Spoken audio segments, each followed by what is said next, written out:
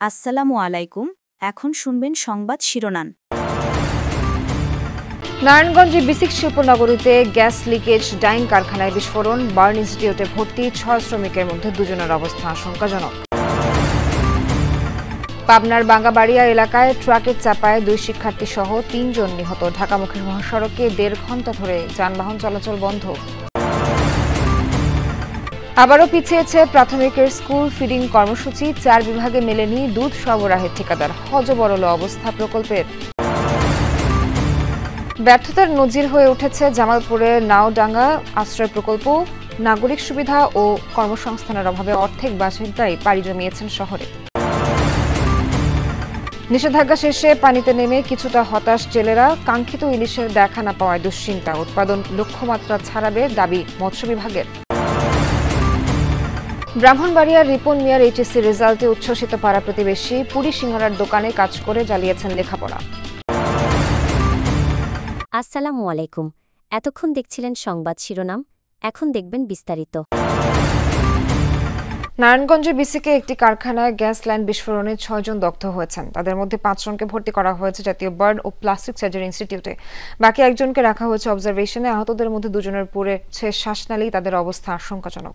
সকাল 8:30 নাগাদ হঠাৎ বিকট শব্দে কেঁপে ওঠে নারায়ণগঞ্জের বিসিক শিল্পনগরী। মুহূর্তেই আগুনের লেলিহান শিখায় দগ্ধ হন 6 শ্রমিক। প্রত্যক্ষদর্শীরা জানান, এমএস ডাইং প্রিন্টিং ও ফেয়ার অ্যাপারেন্স কারখানার মধ্যবর্তী জায়গায় আরএস রুমের গ্যাস লাইন সংস্কারের কাজ চলছিল।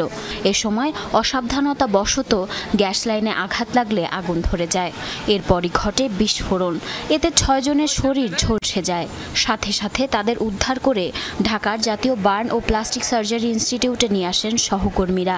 আমি এখানে ওয়েল্ডিং করতে আসি, হঠাৎ করে একটা লোক চিৎকার করে বাহিরে আসলো। বাহিরে আসার পরে ওনার দেখি যে অবস্থা ভয়াবহ, পরে ওই জানলা দিয়ে দেখি ধুমাও বাইরে। হঠাৎ করে বিকট শব্দ হইতেছে ভিতরে, ধোঁয়া বাইরে। আমিও ভিতরেই কাজ করতে, ধোঁয়া দিকে তো আমি দৌড়াইতেছি। দৌড়ানোর পরে দিয়ে একজন লোক আইছে, চামড়া হাতে চামড়া এদিকে পুরা। রডগুলো কাটার জন্য গ্যান্ডিং মেশিন চালাইছে। গ্যান্ডিং এ যখন স্পার্ক করছে, স্পার্ক করলে কিছু জমা গ্যাস ছিল, ওই জমা গ্যাসে ওখানে আগুন ধরছে। আগুন ধরার পর আমাদের ফেয়ার অ্যাপারেলসের ওখানে কিছু নির্মাণ শ্রমিক ছিল, 4 জন নির্মাণ শ্রমিক ইনজুরি হয়েছে। ওদেরকে সাথে সাথে হাসপাতালে পাঠানো হয়েছে।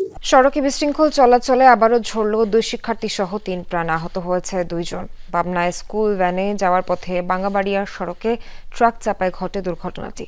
2 শিশু শিক্ষার্থীর এমন মৃত্যু কিছুতেই মেনে নিতে পারছে না পরিবার সহপাঠীরা। সড়কে শৃঙ্খলতা বজায় রাখতে কার্যকরী পদক্ষেপের তাগিদ সকলের। প্রতিদিনের মতোই স্কুলে যাওয়ার জন্য বের হয় শিশু শিক্ষার্থীরা, কিন্তু এক সড়ক দুর্ঘটনায় সব শেষ। বাঙ্গাবাড়িয়ায় ট্রাক চাপায় ঝরেছে পাবনা ক্যাডেট কলেজিয়েট স্কুলের 2 শিক্ষার্থী সহ 3 জনের প্রাণ। স্কুলের ভ্যানেই যাচ্ছিল 5ম শ্রেণীর 2 শিক্ষার্থী তাসনিয়া আক্তার ও নূর মোহাম্মদ প্রভা। নাস্তা কেনার জন্য সড়কের পাশে থামে ভ্যানটি, কিন্তু একটি মালবাহী ট্রাক নিয়ন্ত্রণ হারিয়ে পড়ে ভ্যানের উপর। স্থানীয়রা হাসপাতালে নিয়ে গেলে ভ্যান চালক আকরাম মিয়া সহ 2 শিক্ষার্থীকে মৃত ঘোষণা করেন চিকিৎসক। আহত হয় ঘাতক ট্রাক চালক সহ 2 জন। রুটি কেনার জন্য দাঁড়ায়, পরবর্তীতে ট্রাকটা পূর্ব দিকে এসে পাবনা কলেজ যেতে হঠাৎ করে এসে এখানে ভ্যানের পড়তে লেগে 2 জন শিক্ষার্থী স্পটেই মারা যান। তারা 5ম শ্রেণীর ছাত্র। 2 শিশু শিক্ষার্থীর এমন বিদায়ে শোকাচ্ছন্ন স্বজন প্রতিবেশীরা। অশ্রুসিক্ত নয়নে শেষ বিদায় জানায় সহপাঠী শিক্ষকরাও। এমন মৃত্যু কিছুতেই মানতে পারছে না তারা।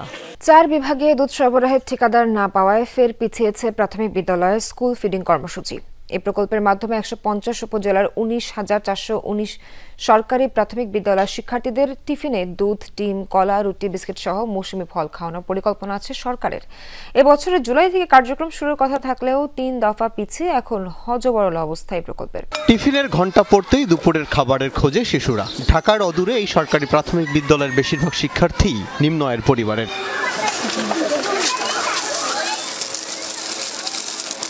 দুই একজন বাসা থেকে খাবার এনেছেন, অধিকাংশই পাশের দোকান থেকে কিনছেন অস্বাস্থ্যকর খাবার। অনেকেই আবার এই দুপুরটা কাটিয়ে দেবেন না খেয়েই।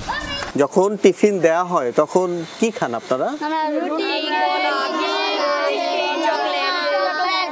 অর্থাৎ এক একজন এক এক রকম খাবার খান এবং এই সব খাবার সাধারণত স্কুলের আশেপাশে যে দোকানগুলো থাকে কিংবা খাবারের দোকান থাকে সেখান থেকে তারা সংগ্রহ করেন।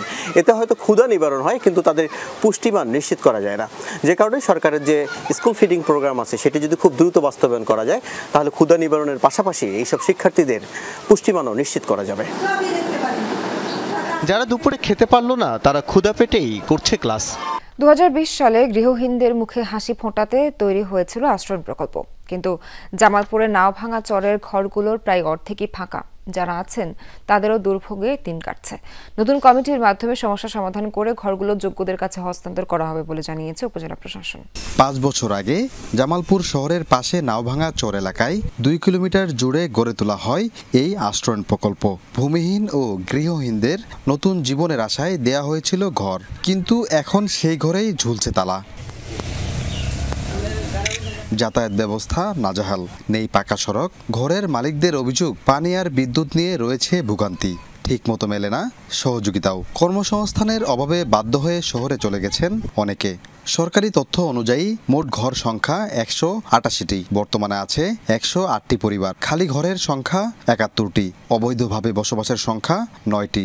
কথা দিয়ে আসছে যে তোমাদের কোনো কষ্ট হবে না, সবই চাল ডাল স্লিপ যা যাবো সব তোমাদের গুস্ত করে আগে যাবো। এখন আমরা খুবই খারাপ আছি অবস্থা। বিরাট সমস্যা হলো, মালমূল নিয়ে আইলো উনতনে কান্দ করে নেওয়ার নাকি, বস্তা কান্দ করে নেওয়া নাই, 50 কেজি বস্তা কান্দ করে নেওয়ার নাকি। পানির সমস্যা, তারপরে মনে করেন রুগী অসুস্থ হইলে নিতে পারি না। গত সরকারের মুজিব শতবর্ষ উপলক্ষে এই আশ্রয়ণ প্রকল্পের ঘরগুলো তৈরি হয়েছিল 2020 সালে। মধ্যরাতে 22 দিনের নিষেধাজ্ঞা শেষে নদ নদীতে শুরু হয়েছে মাছ ধরা। নৌকা ও জাল নিয়ে ইলিশ ধরতে নেমেছেন জেলেরা। কাঙ্ক্ষিত মাছ শিকারের মাধ্যমে দিন বদলের আশা থাকলেও ইলিশ কম পাওয়ায় হতাশ তারা। তবে মৎস্য বিভাগের দাবি নিষেধাজ্ঞা সফল হওয়ায় ইলিশের উৎপাদন লক্ষ্যমাত্রা ছাড়াবে। নিষেধাজ্ঞা শেষ হওয়ায় নদীর মুক্ত বাতাসে জেলেদের নিঃশ্বাস, মাছ ধরায় তাদের ব্যস্ততা, নদীও যেন তাদের কোলাহলে মুখর।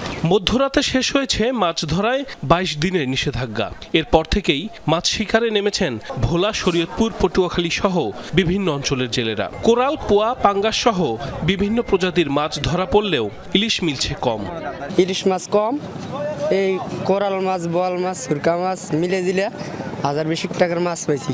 নদীতে মনে করেন যে পরিমাণ মাছ মনে করছি আমরা ওই পরিমাণ মাছ পাইনি। পাঙ্গাস মাছ তো কেউ পাইছে, কেউ 5টা 10টা 20টা পাইছে। নিষেধাজ্ঞার সময়টা খুব একটা ভালো কাটেনি জেলেদের। মাছ ধরে ঋণ পরিশোধের আশা থাকলেও নতুন করে হতাশায় ডুবছেন মৎস্যজীবীরা। 27টা দিন যদি মাছ পরে মোটামুটি দিতে পারো, মাছ সমিতি দেন আর তো ঘরে এসে বই রয়েছে। এখন তো গতনি বাইক জানা যায় কিছু কিছুটা ডিম আছে আর বেশিরভাগই ডিম ছাড়ে। 3 জন গেছি জেলে, যা মোটামুটি 3000 টাকার মাছ পাইছি, দিলে আবার যাবো। এবার এইচএসসির ফলাফলে তাক লাগিয়েছেন ব্রাহ্মণবাড়িয়ার নবীনগরের রিপন মিয়া। পুরি সিঙ্গারার দোকান আর বেকারিতে শ্রম দেওয়ার পাশাপাশি চালিয়ে গেছেন লেখাপড়া। শত সংগ্রামের মাঝেই মানবিক বিভাগ থেকে অর্জন করেছেন জিপিএ 5। অভাব, ক্লান্তি কিংবা সময়ের সীমাবদ্ধতা, ব্রাহ্মণবাড়িয়া রিপন মিয়ার অদম্য ইচ্ছের কাছে হার মানতে বাধ্য হয়েছে সব প্রতিকূলতা।